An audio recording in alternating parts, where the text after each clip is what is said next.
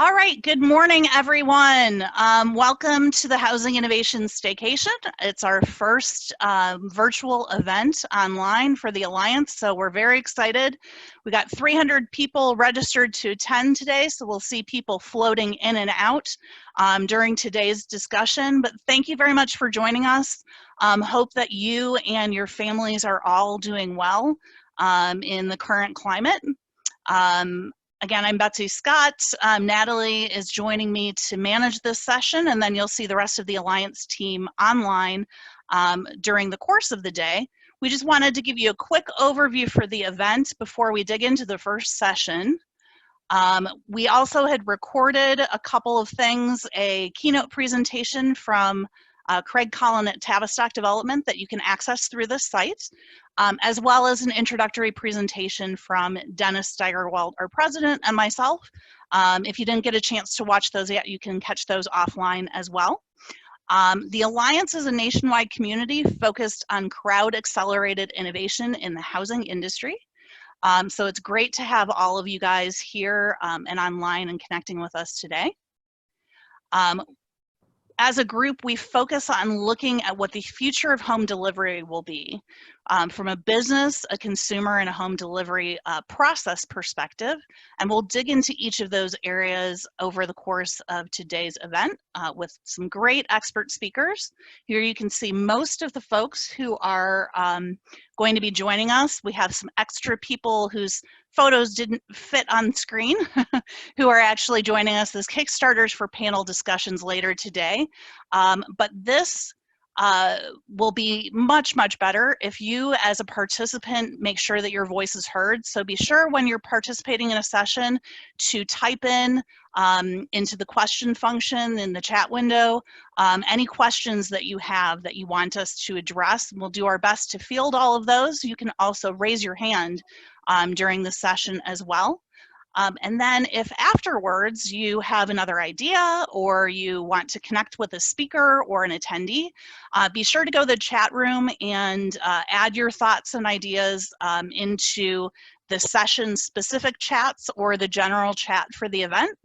And then the lounge you can see up in the top bar there is where you can get people's contact information and reach out to them one-on-one as well. So we're excited to have you guys join us. Today and all of our programming would not be possible without the support of our partners. So thank you to you guys for making today's event and all of our other programming possible. Now, before I turn the mic over to Teri and John, they're our first two presenters today that are going to be focusing on strategic communications and how to make friends and influence important people. Teri is a master of integrated marketing communications and strategy. She spent more than 10 years as the CMO for Newland Communities and the chief architect of their brand for 40 different communities, actually helping to launch some of them in the marketplace. Today, she works with some of the most innovative builders in her company, TST Inc., as well as community developers to develop, engage customers and create brands that people can connect with.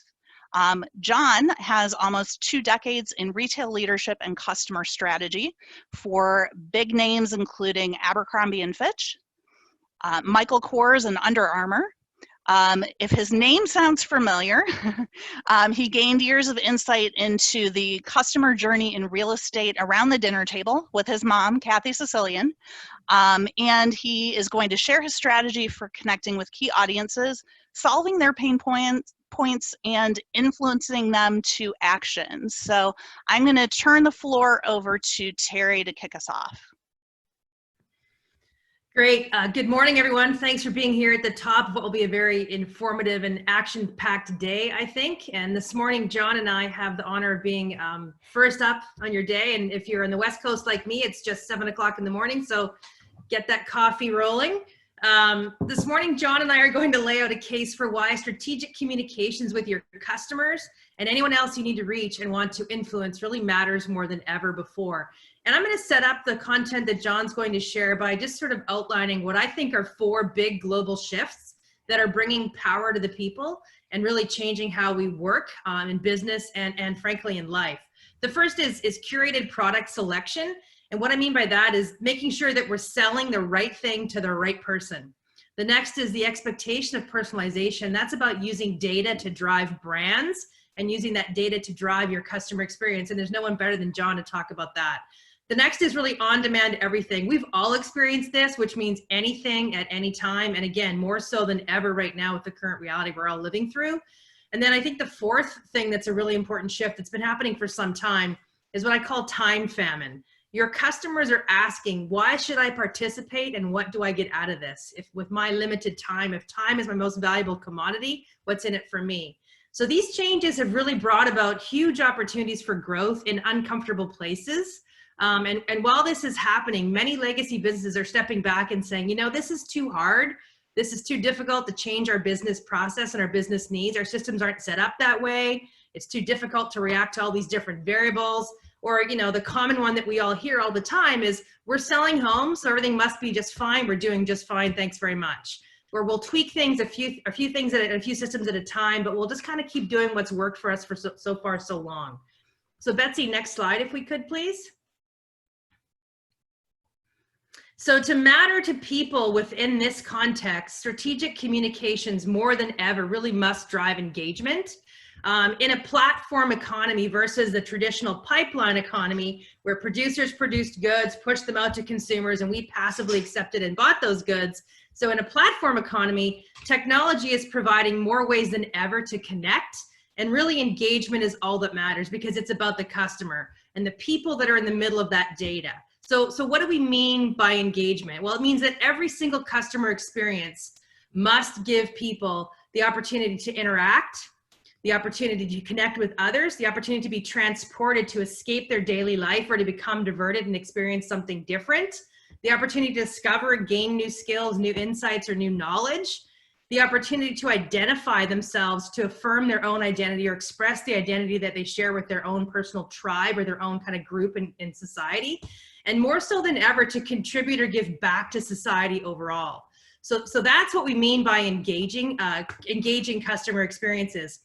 The Kellogg School at Northwestern University has really been at the forefront of all this, and I'm actually so personally committed to this that I think this will become the next what I call market economy. So, you know, going from the commodity economy of old to then the product-focused economy to a service-based economy to one that we've been living in for at least a decade now where we all hear about the experience economy. I think we're moving forward to something called the engagement economy, and I think it's more important than ever before. So next slide, please, Betsy. So all strategic communications really needs to be approached through the lens of the engagement imperative. And what I mean by that is take down your walls, right? Have meaningful, engaging dialogue versus the incessant batch and blast emails, surveying, or gimmicks that we all see all the time from all the brands we've ever signed up with or ever touched online. You know, make things that are worth talking about and consistently deliver on them. And I don't just mean from the marketing perspective, consistently deliver on those things at every single touch point during your customer experience journey. Remember that engaging storytelling doesn't end. So the end of one person's story can really become somebody else's moment zero on their discovery of your brand and their discovery of what you mean in their lives. Be life-centric, right? Not brand-centric. Your customers too, we're all humans. So think about how might we reduce our customers' pain and amplify their gains. And then again, as data gets bigger, remember that human experiences matter more than ever before. So with that as a setup, let me introduce John Sicilian Jr. with a little bit more context. In the end of 2018, John founded Sicilian Partners, which is focused on the transformation of the customer experience through data, technology, and human capital. His company owns a really cool proprietary technology dubbed the XO, which brings together experiential data with operational data, giving home builders and community developers a singular source to work together collaboratively. One of the coolest things about John, which is why I'm so excited we get to hear from him this morning, is that before starting his company, John spent the last 17 years in retail leadership and strategy, working for a variety of really incredible global lifestyle brands. So from Abercrombie & Fitch to Michael Kors to Under Armour and Vineyard Vines. He's had the privilege of working for some of the most impactful lifestyle brands known to consumers, and he brings that fresh perspective to the customer journey to the real estate category. John, please take it away. Awesome. Thank you, Terry, very much. And good morning, Betsy. Thank you so much for having us. Love being part of the Housing Innovation Alliance. And good morning, everyone. Thank you for choosing this lovely Wednesday morning to be together. So we're going to kick off today to really talk about strategic communication and what that means. I think, this engagement imperative where Terry sort of passed the baton here, I think is very important to think about as we transcend. Next slide, please. So I really want to talk about why we're here and recognizing that housing is complex, multiple players who often have very different perspectives and oftentimes competing agendas. And the question is, next slide, the question really fundamentally comes to how can innovative approaches and really the smart use of tech capture the attention of time-starved audiences? And when you think about time-starved audiences, it's not just your customer, right? It's your peer group, it's your other stakeholders that make a difference in the realm of housing. How does that come together and then obviously allow you to be more productive and really get the results that you're looking for? Next slide. There's a really fantastic piece that was done in Inc. magazine that I love to talk about. And without conjecture, I think it's important to make sure that we use really good data and sort of statistics to back up thinking.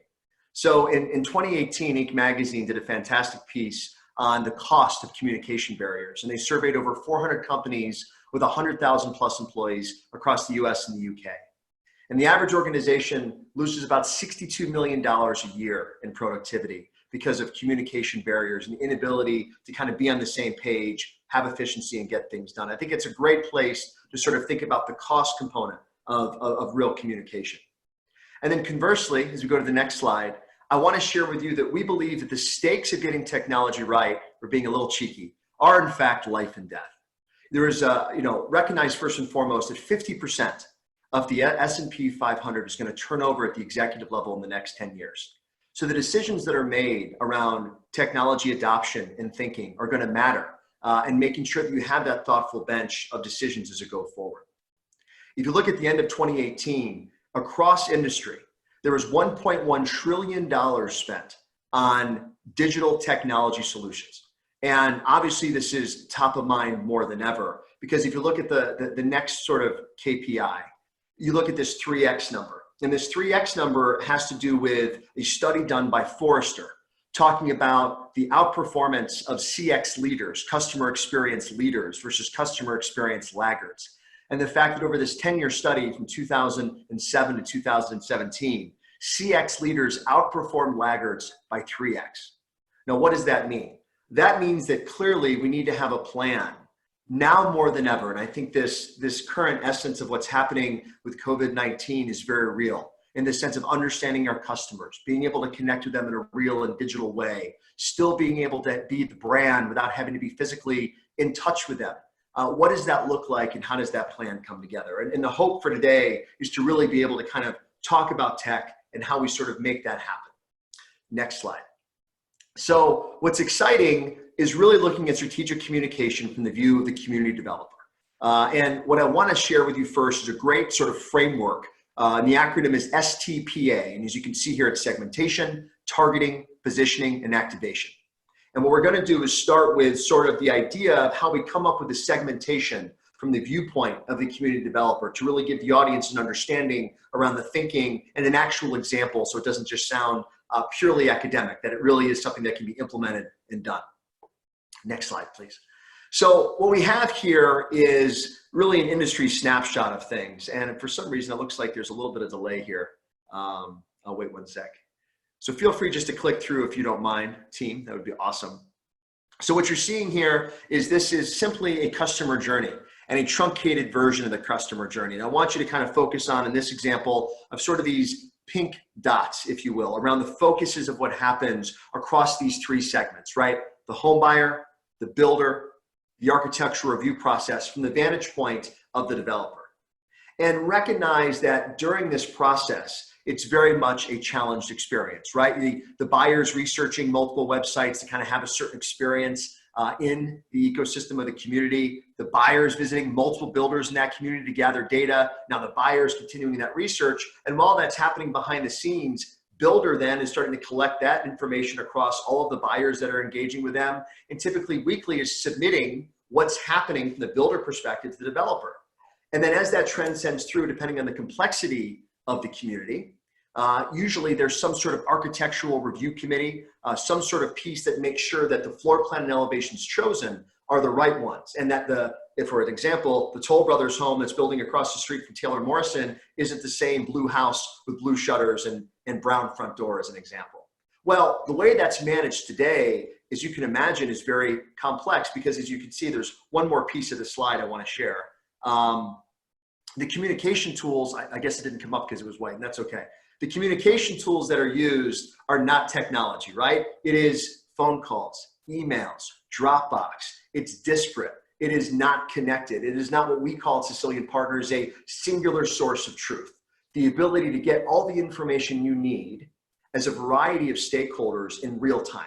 And we're going to talk more about that as we transcend. But the example here is recognizing, now we can go to the next slide, is that there are really three segments here that we need to focus on. When we think about segmentation, we think about, as you look below in the quotes, to group and understand customers based on similar needs and wants, and really profiling and understanding the key motivators for each segment. And these examples left to right, as you can see, is the production home builder, obviously partnering with multiple builders in the ecosystem, driving key marketing leads, that's a challenge for the developer. The architectural review committee, really being able to partner to ensure that all builders in the community know home color, elevation, floor plan throughout. It's compliance focused. And then of course the home buyer, really creating a best-in-class customer experience from welcome center to the various model homes and of course the amenities. And it's important to look at that all the way through. And this is just, as you can imagine, three examples, right? I'm not mentioning municipalities. I'm not mentioning realtors, right? I'm not mentioning all the other folks that are in this process of being able to create an experience and sell a home in a community. But this is a great example in the sense of kind of these three stakeholder groups of what a developer has to deal with in order to be strategic and make informed decisions. Next slide. So as we go through the STPA, I like to kind of put together targeting and positioning. And the next slide is going to define for you what that means. So if we go to the next slide, we'll look at both targeting and positioning holistically and the definitions around both and really bringing it together. Essentially, targeting is about really assessing the potential attractiveness of each segment. You know, what are those business objectives and what are you going to do to kind of get there? And then positioning is defining the value prop for each of these segments. So what are the competitive advantages that differentiate from the two, right? So as you can see, the first example, I kind of shared those three, right? I shared the home builder, I shared the ARC group, and I shared the home buyer. And each of those are specific targets, each that have important positions. So the example I want to give is a real one, and we're going to go right into activation and what that looks like. And I'm going to share with you our example that we have around our technology dubbed the XO. And we're going to walk through that here in a moment. Next slide, please. And so we're going to go right from here, right into the XO. I'm going to share with the audience what the XO is. Looks like there's a slight delay on my end. Keep on going, please. Cool. So the XO is a bespoke real estate software, right? It does three major things. It simplifies the complexities of community development. It unifies experiential and operational data, really aligning communication. And it really delivers a better home buying experience from start to finish for everyone, right? It's the idea that you're bringing together multiple players at the same time to understand what it is you're trying to accomplish. And ultimately, it's to sell homes. Next slide, please. So the idea here is to activate through simplification, right? Instead of this kind of disparate way of communication, not understanding sort of the ability to understand things in real time, you want one source of truth. And there's really four examples here we're going to give. If you don't mind just hitting those through for us.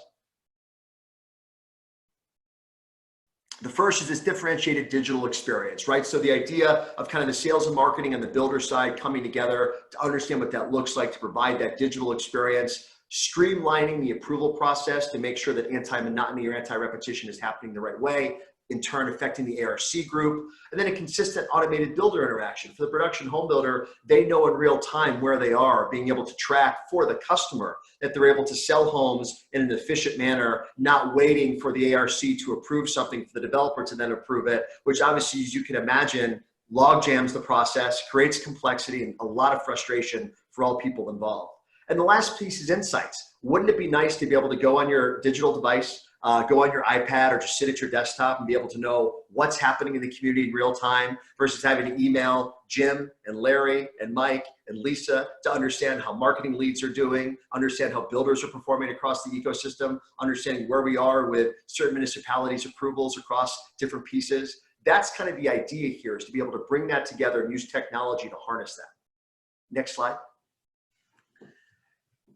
So as we think about that, so what does a digital platform really do? And so there's obviously other technologies out there that do very similar things, right? And it's important to recognize that if I'm going to identify, and this is really the retail lens of thinking. So in retail, we've used data management platforms for years, right? Because we have to tie together the journey for the customer between brick and mortar and between e-commerce. And you don't want to have duplication of data. Similar things are going to happen now for obviously residential real estate, right? How are customers coming in? What do those home buyers look like? I can't engage with them in the welcome center or the model home. So how am I engaging with them now in a modern way?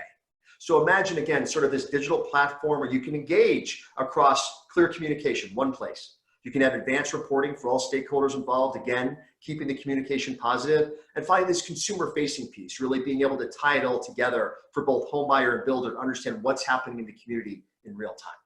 Really, really important to think about when you think about a data management platform and that singular source.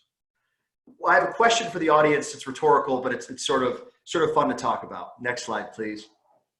So oftentimes when we're talking to clients or partners or others, we often say, well, is this just a hunch? Is this a hypothesis? Do you really think this is going to work? Is it laborious? Can we really use a single source of truth, one platform, to understand how we're performing and doing within the community? Well, yes, we decided to, next slide, we decided to do a case study through survey management, surveying both builders and our developer and our client, Republic Property Group, back in June of 2019. At Walsh Farms, this beautiful, beautiful project in the Dallas Metroplex. And what we learned is really interesting. And, so it's more than a hypothesis, right? One, it helps to automate 4,000 manpower hours. And I don't mean this is like AI or anything like that. What I mean is it allows you to make better and more informed decisions faster because you're no longer having to pick up the phone and email and do all these things in a very important way. When you go back to STPA, and segmentation, and you think about how can I impact these three segments and target them the right way and then activate, that's where this comes together, right? On the builder side, I'm going to skip kind of the operational reduction, which is a great kind of nod. But on the builder side, builders told us it saved them 2 to 4 weeks in the sales cycle reduction. Really important to understand because the builder was given knowledge to understand where they are in the life cycle of the project and where they are for their customer. And they were better informed through communication. They're able to understand where they are in real time and be able to deliver a best-in-class experience for their customer. Again, that engagement imperative that Teri talked about before we transitioned. And then finally, the excitement around having really important data and what that means to you as a home builder, what that means to you as a community developer, and how you can bring that all together for great aligned communication. And finally, I want to leave you with this and kind of ways to think about this holistically. And this is really some practical lessons learned that I want to share. Next slide, final slide. So number one is really linking your technology investment to real business goals. I think one of the things that we've noticed and seen from both production home builder and developer is this sort of challenge to recognize that technology is not a one-size-fits-all equation, right? There is no silver bullet. It's really important to identify what tech matters to you for your business, your stakeholders, your ecosystem, and make those decisions the right way. On the business metrics side, know what business metrics matter to you and be able to track them in a really good way. And there's all different methods, lots of different softwares and technologies out there that can do that and do it really well. Lastly, or thirdly, is focusing on the foundational challenge of data and communication, right? If we're going to choose data and tech to really harness us for a great customer experience, to allow us to have great communication across all stakeholders in the ecosystem, we really have to say, what are we going to orient around? In our opinion, it should be around data and comms and how to enforce that. And lastly, and Teri said this a couple times before I went on, which is prioritize your people, not just your tech. In order for technology to work, see, technology is a real poor substitute for the human touch. And I mean that. It's important to recognize that for people to be able to be successful, they have to be trained and coached to understand how technology works, be able to make the right decisions to bring it together, and really spend the time in being able to do that. So if you're prioritizing your people to attain these goals and recognize you're making investments at the high level on technology to get there, you can achieve phenomenal communication strategy, bring teams and people together in a really, really thoughtful way by prioritizing your people first. And that's all I wanted to share with you, kind of as some examples today. And that's all for now, I think, before we get into the Q&A. So thank you so much. Thanks, John. That was great, as always. I have a question. So, and this is the age-old question that I've been asked for years, and I'm sure you have as well. When we compare the housing purchase decision, the purchase journey, buying a home versus buying a lifestyle or a clothing brand, it's much more complex, right? There's a lot more stakeholders involved on the path to purchase than there are even in buying a piece of clothing or some sort of a lifestyle brand. How does that make what we do in home building and real estate inherently harder than in another type of purchase, and how can we address that? That's a great question. I'll first say that I think it is difficult to maybe compare, apples to oranges a little bit on the transactional side. Right. Recognizing obviously you have a repeat buyer in retail, et cetera, et cetera. But I think the beauty of buying a new home is that it very much is lifestyle focused. And when you think about community development holistically, you recognize that, you are creating an overall experience from start to finish. And not just that, but you want someone to recognize your brand from a familiarity perspective. So imagine you're a 20 to 30 something, and let's use Toll Brothers as an example, high level, right? Toll Brothers offers residential and they offer city living. Wouldn't it be fantastic if you had such a great experience in city living in maybe your early to mid 20s or late 20s as a condo or apartment owner? But you know what? Toll Brothers makes a best in class product. My first single family home is going to be Toll. Okay, you know what? Now it's time for me to semi-retire and move into active adult. I'm going to stick with Toll. I do believe that brand matters, especially in the home building side, around the experience piece of recognizing not just fits and finishes in the product, but how you're treated as the home buyer. So the parallel of the retail to the home buying experience is purely based on how I talk to you, how I engage and sell product to you, not necessarily the transaction piece, because people remember now more than ever. And I think that's important to think about. I hope that answers your question. That's key. No, you did. I think it's key. And one of my biggest frustrations, in the industry, as well as kind of being a mock shopper, if you will, is all the myriad of information I get from home builders who have no insight into what I actually want. So an example is, I go to home builder X in Denver, sign up for a specific community website now for the next 3 months. I'm getting emails from that home builder brand for every single community in the Metroplex area of Denver MSA that has nothing to do with what I asked for. And I have to believe what we're doing in that kind of model and that methodology is teaching our customers to turn us off and to ignore us. And I'd love your opinion, John, about how home builders can look at using technology or business processes to do that differently. Yeah, I mean, I will say that I think and I'm saying this in the most respectful manner. As you know, I grew up in this category of real estate. I have tremendous respect for it. I love it, which Absolutely. is why I'm here. What I will say is in my point of view, and I think others will secretly agree, the 4x6 note card, which tells you nothing about the customer and the model home, or even in the welcome center, needs to go away. And I know that many production home builders, both regionally and nationally, are doing away with that and thinking differently how to ask the right lifestyle questions, how to engage in the right way, how to collate the right information about you as a future home buyer versus generic information that really says nothing about you as an individual, what you're looking for. I also think that there's this interesting nomenclature issue. What I mean by that is you walk into, I live in a production home, and I remember this journey 6-7 years ago when we went through the process where there's words, there's jargon that's used that you don't really know unless you're really knowledgeable, right? And a great example of that is the design studio. Right. So imagine you're buying a production home, and after you've made that selection, now you're going to go to the design studio to make that decision. This is the most important part of the home buying process. One, I know on the other side, it impacts margin for the builder, right? You really can start to upsell. So you buy your base price house, as an example, $500,000 house, and oh my God, now it's $650 because I want the Palladium kitchen and I want the Bruce hardwood floors throughout, et cetera.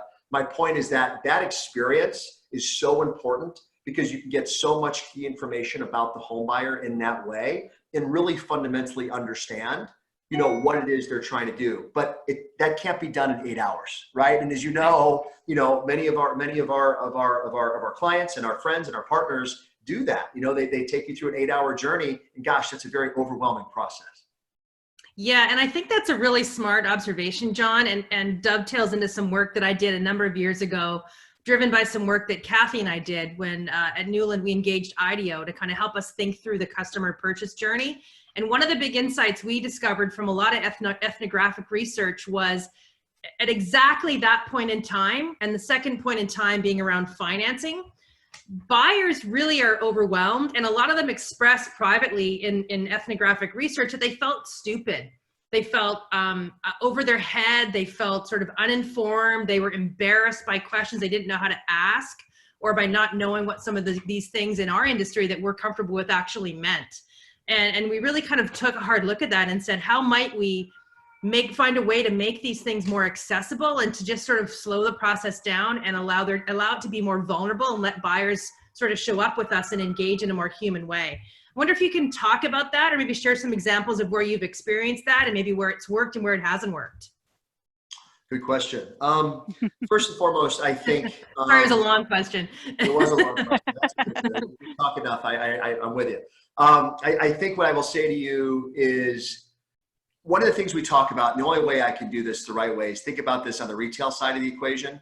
You know, we train people that work maybe 5 or 10 hours a week, every week on the brick and mortar side, to be able to create a memorable and engaging experience. And this could be a high touch, higher price pointed experience like Michael Kors, where people have client books, the ability to engage and remember the customer. It could be sort of a higher foot traffic, you know, different sort of experience in the Under Armour brand house stores that exist. My point though is the ability to understand how to engage with your customer or your prospect in this case, right? Because, you know, in the world of retail, just so everyone knows, a really strong conversion in the brick and mortar side is about 20%, right? So that's kind of crazy to think about. You know, you've got 100 people that walk in, you want 20 to buy that day. That seems low, but that is a target conversion. So the question I have is, you know, when you engage with these 20 people, what does that look like? What kind of lifestyle questions are you asking? When they do walk in, are you asking open-ended questions to really understand them and build familiarity and comfort with them as you engage? How do you earn that ability to ask more questions around what they're looking for? And I think that's sort of where you really can get to understanding. Every retail brand has a different way around what that looks like and how you engage and talk to the customer. And I think that's what needs to happen is when you really walk into a model home and say it's a non-scheduled call, or maybe you're talking to the online sales group, if it's a big national builder, those kinds of questions don't always come across, right? It's more, right. Do you have a contingency? What's your time? You know, what's your time frame? What's your price point? What's your square footage? None of those questions necessarily are the right ones at the very beginning, right? It should be more around, you know, what sort of school system are you looking for? Or, you know, lifestyle questions. What's your favorite sport? Or what's your hobby? You know, how many children do you have? Do you have dogs or cats, et cetera? Like those things that matter. I know it sounds so simple, but those questions are rarely asked in the first moments, which I think is important. That's really critical, and I can't emphasize that enough. I think that's really, really smart observation. And I think when you look at retail buys generically, so generally walking into a store, going onto a website, whatever, I mean, you get more shots at a buyer, right? If you're the owner of that brand. I might not be one of that 20%, my first visit or my first experience with you in an online shopping environment, but I'm going to come back and you're going to get another chance at closing that deal or in convincing me to buy something else. I sense that in our industry, you know, we only buy so many homes in one's life. And I get a sense that there's a real fear, and we end up starting engaging the way you just articulated too far down the line with customers, right? We're right away trying to make that sale. How many square feet? Right. What's your price point? And do you have a home to sell? We've gone way too far down to that sort of trying to close the deal before we've taken the time to do what I kind of call the discovery process to understand, like you said, all those really important value lifestyle questions. So I just want to know, I know there's a question here from Cindy, which I wanted to read, and I think it's a good one. It's related to what we're talking about. And she says, let me interrupt you for 1 second, Teri, just Sure. real quick. This is Betsy. We had some folks who didn't make it on until a couple minutes after we started, you know, just some technical difficulties initially. And just to let you guys know, we are recording all of the sessions. We'll make them all available to attendees. So if you missed the very beginning and you want to catch up, you'll have access to it later. It'll be converted and added back to the system. We'll also be sharing a PDF of the slides. There were some smaller type on some of his charts and graphs, and you're going to see that throughout the day today. Don't strain your eyes. You'll be able to look at it in detail later. And just wanted to throw that out. And as well, if you didn't see in the chat, There are over 150 people online right now, which is awesome. But that might mean that we may not see you wave your little hands for us to unmute you. So the best thing to do that a few people have done so far is to type into the question and answer or the chat function what your questions are. And Teri is going to jump to Cindy, and then we'll just keep pulling your questions and comments in. Sorry, Go ahead, Teri. No, thanks. That's great, Betsy. Thanks for that. So Cindy says that there's always a psychological connection to always felt a psychological connection to a buyer willing to take. Whoops, she went away. Hold on. Uh-oh. How do I get that? Oh, I got it. I got it. Thanks. There's always a psychological connection to a buyer willing to take a pen to a registration card. Sometimes it's not about the data collected, it's the commitment to know we are both serious partners helping you through the buying process. So there's the point in time, right? So we've now made a commitment to each other that we're both serious. So John, is it about the kind of questions that we ask, or what's the next step to get from the transactional to get into the more human? Good question. I think, I think those that do it really well that I've experienced, so I've had the privilege of doing secret shops for a variety of builders all over the country. And I've had some really great experiences, as much as I've had challenge experiences. And what I'll say is those that I have found that have done it really well, I don't ever see a note card at first pass. What I mean by that is they welcome me in. They typically will offer a bottle of water or coffee, and we'll just talk shop. And maybe they take me to the topo map. Maybe they walk through what's available on the lot size. But they ask a lot of questions. What brings you in today? Are you from here? Are you married? If so, that's great. Are your kids in school? It just feels very conversational, very relaxed. To your point, Teri, it really is truncated based on this shortened view of just discovery, right? We're not even really getting there yet. What I have found is a simple email is really interesting. So when you're done and they say, hey, can we have your email address so we can follow up? It's at that moment, because now they've built credibility with me as the seller. Yeah. They've built that credibility, and now they've earned the right to ask for my email address. In retail, we call that parallel touch, and we could talk about that a different day. But they ask for my email address, I give them my email address, and that follow-up, that natural follow-up happens. And of course, I'll give them some information because I feel like they spent that 15 to 30 minutes to kind of get to know me. They asked great questions. They remembered my name. And then after I did that, maybe I received a follow-up email or a follow-up thank you card and, handwritten, and they spelled my last name right, which is always a win. Yeah. So, I mean, same here. those little things matter. It means that they listened and they really engaged. Yeah, I think it's about going off script and being human. I think those examples you gave are really good ones. It's exactly that. There's another question here from another attendee, and I'd love your perspective because I know you've spent a lot of time working and talking with a lot of different home builders and developers. The question is, how many builders have full-on marketing teams or employees? Marketing teams need to be aware of what the builder is doing, especially with high-performance homes, and be far more than someone who just shows colors and floor plans. So what's been your experience there, John? A great question. Wow, I like that. I think it's a case-by-case basis. I think that, certainly when I say smaller, I mean smaller in size, not smaller in performance. But a regional builder, might be obviously strained to have the right marketing team they need or the right assets they need to be able to make an impactful type experience. I think on the national side, certainly they're well armed to be able to make that happen. For us, at Sicilian Partners, we're engaging with builders that are in the ecosystem of communities. So we really are focused more on these master plans and planned communities, not subdivisions. And with that said, I think it's a different process where you've got definitely the builder sales reps, the builder marketing reps, and you also have the marketing groups for the developers, which can really kind of double down and sort of telling that story of the product that's offered throughout the community, the floor plans and elevations that are there. And I agree, I think it's much more about sort of lifestyle. I remember I had this experience in Phoenix. Actually, I had it a year ago at the summit last year, Betsy. I remember a year ago, I had a phenomenal experience in Phoenix where there was this seamless process of being in the model home, the series of model homes that we saw, the questions that were talked about, the way it was sold, were all marketing questions. And I could tell they were trying to understand why we were there, what we were looking at, and then how that translated to sort of the physical sort of model home welcome center or office where you can understand how floor plans and elevations come together, why you can do different things, features and functions within the home. I just thought it was so thoughtful and it felt very customized for a semi-custom builder. Did it translate to a follow-up with your follow-up communication? Did that still feel targeted and customized to you as well going forward? It definitely did. I think that it was less focused on price and more focused on what I want, if that makes sense. And I think that was very important. Cool. There was a question, sorry, from Bree Jones. I just want to make sure we didn't miss this one. It was up a little bit further. Are there documents or publications that you can share that illustrate some of what you're talking about around the buyer journey, pain points, and how home builders can improve the buyer experience? Great question. Yes. Yes. So we've done a variety of case studies. That's been really great, but much bigger than the work that we've done this year.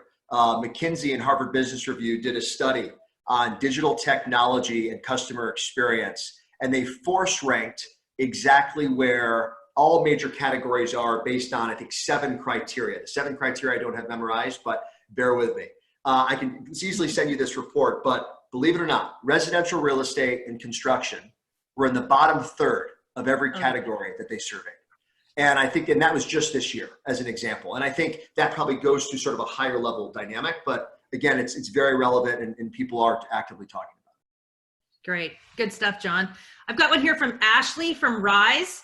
And her question is, John, in your process overview, you speak to the first phase being homeowner research. So can you please comment about the level of influence homeowners have in the materials and products that are used in their homes, even with production home builders, in quotes? Yeah, I think it depends whether or not it's a first-time home buyer or where they are in the journey of understanding production homes. I think that most people today know the 3 most important areas of your home are obviously going to be your kitchen and your master bedroom, and ideally some other sort of bathroom functionality that matters. And I think that they look at it that way around what features and products they want.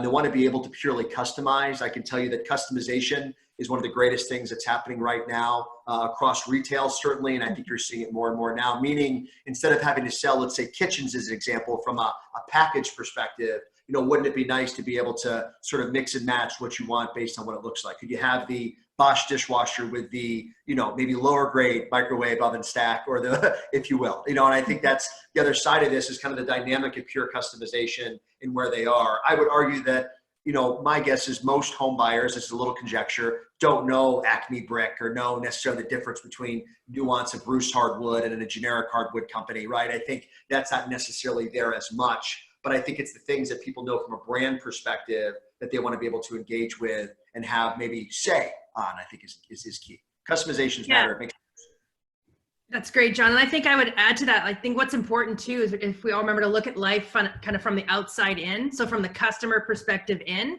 And as John said, there may be brands that are more prominent than others in the buyer's mind. And if those are points they connect with, that's important to make those connections. But if they're not, think about how might you make the thing you're trying to sell, the case you're trying to make, matter from the buyer perspective first, not from your perspective. If you can connect with the buyer and look from the outside in, ultimately that tends to work a lot better, I think, in the long term. Betsy, do we have time for a couple more questions? We don't. Okay. We have time for, let's take one more question, and then I just want to give you a bit of housekeeping. So if you missed your question, we've got everything, we'll have everything in terms of questions and comments. We'll get that as the chat after the event. And if you don't go into the, that's our time. I knew I needed that. If you don't get the, if we don't get to it with this last question here, you can go into the lounge and reach out to John or Teri directly.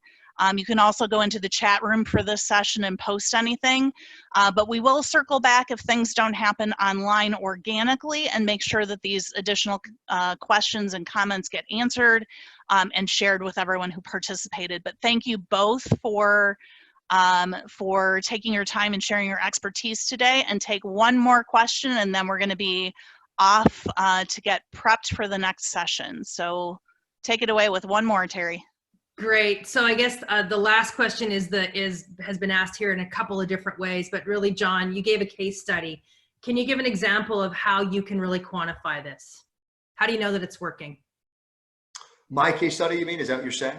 No, in general, the questions are, how do you know the value of investing in technology, and how do you know that that really pays off and like tangibly in streamlining your process?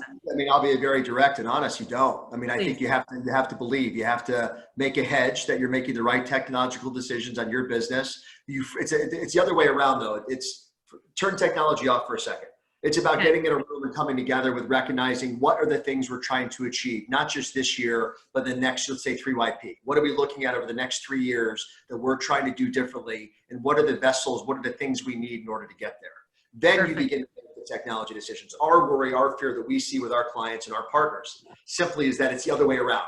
It's reacting to all the technology that's being chosen, you know, whether it's Salesforce or Marketo or anything else in between. And then once that's implemented and done, there's tremendous frustration because they didn't realize kind of the real amount of work needed to get it right, if that makes sense. So I think it's about first starting with the why and the how, and then making that decision for your business. And that's not, like I said, it's not a one size fits all thing at all. And I want to make sure the audience understands that. Too often people make that mistake.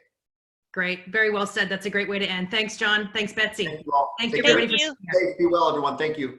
Okay, we'll start the next session in 15 minutes, the top of the hour. And thank you, everyone. Elena, Micheline, Stacy, Rodney, Tom, and others that we didn't get to. We will connect with you later, and we will see you at the next session. Thanks so much. Bye-bye.